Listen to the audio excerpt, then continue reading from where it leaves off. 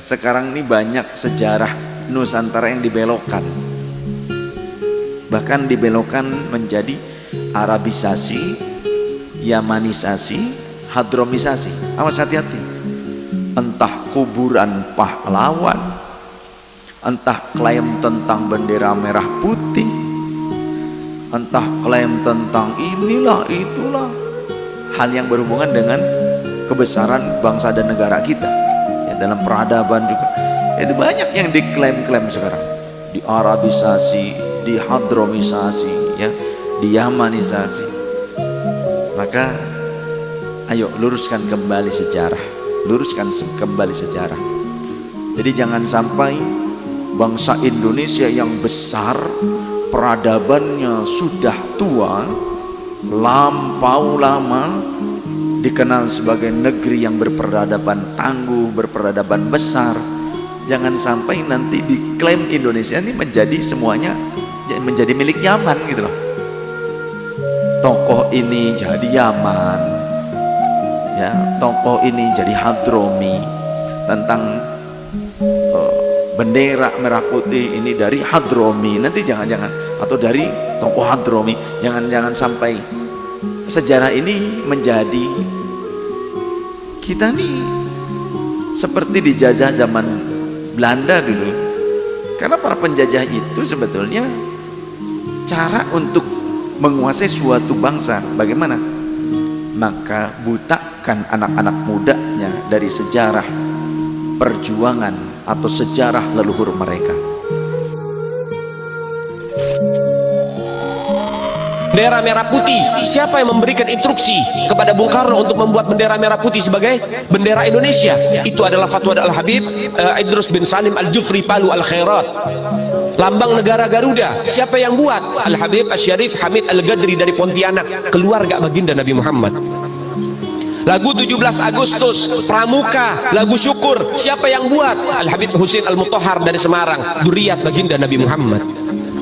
Jadi Anda jangan berpikir ini habaib di Indonesia jasanya apa? Banyak, itu yang baru kecatat, itu yang baru ketahuan. Masih banyak lagi daripada keluarga Nabi Muhammad yang tidak mau masuk buku karena perjuangannya ikhlas karena Allah dan Rasul.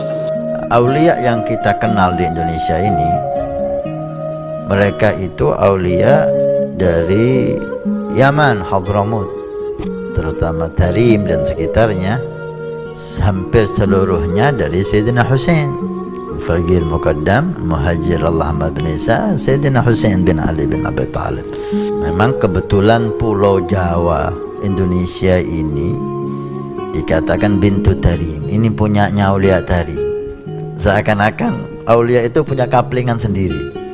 Ini bahasa apa ya, guyon ya, kita nggak tahu hakikatnya, tapi kita pernah dengar dari para salihin bahwa Indonesia ini milik Aulia Tarim. Sehingga ada kalau kita dengar, kita lihat, subhanallah, memang benar, hampir setiap kota di situ ada wali Tarim. Coba kita lihat Jakarta, Habib Ali Kuitang Al-Habsyi, Habib Abdullah bin Muhsin Al-Attas Bogor, Habib Husain Luar Batang Al-Idrus, sampai Habib Umar, Habib Salim bin Jindan, Habib Umar bin Hud, Hadramut, semuanya Hadramut Tarim.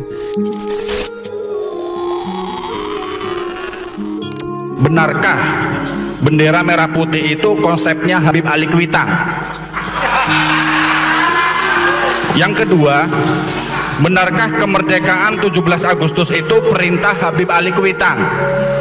Dan yang ketiga, benarkah lambang burung Garuda karya Habib Hamid Al-Gadri?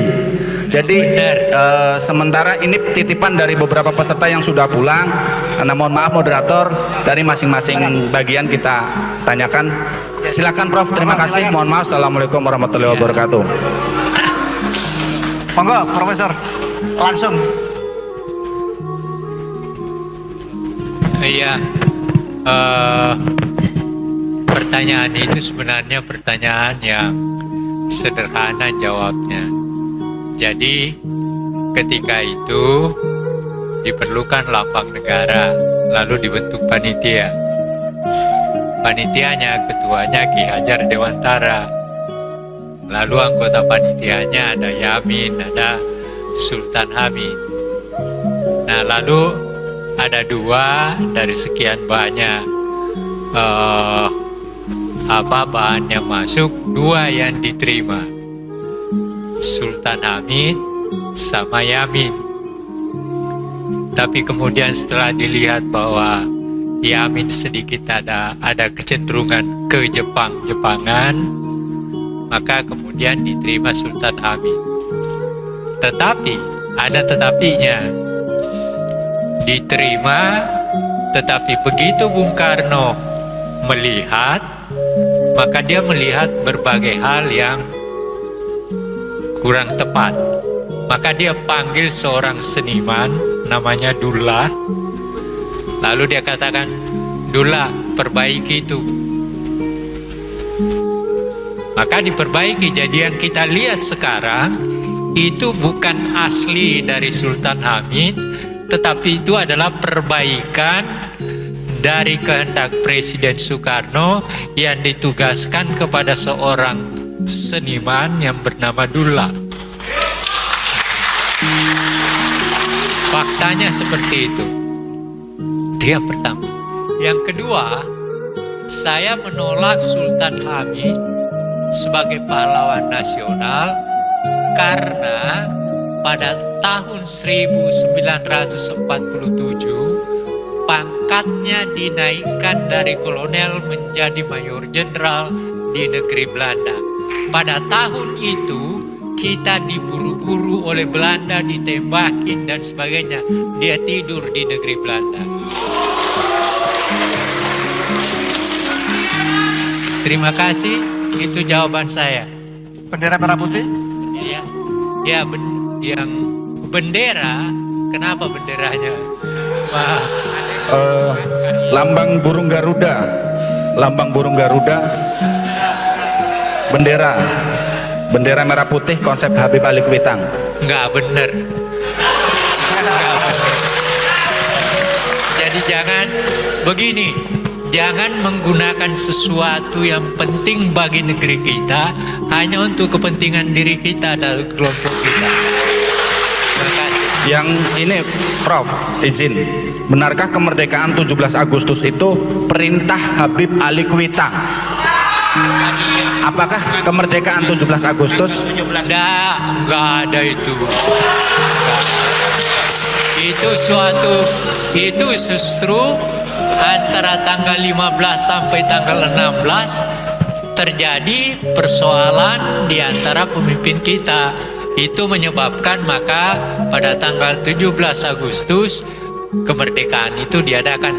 Dan itu adalah kemerdekaan bangsa. Belum ada negara. Besoknya baru ada negara, yaitu tanggal 18 Agustus. Seperti itu.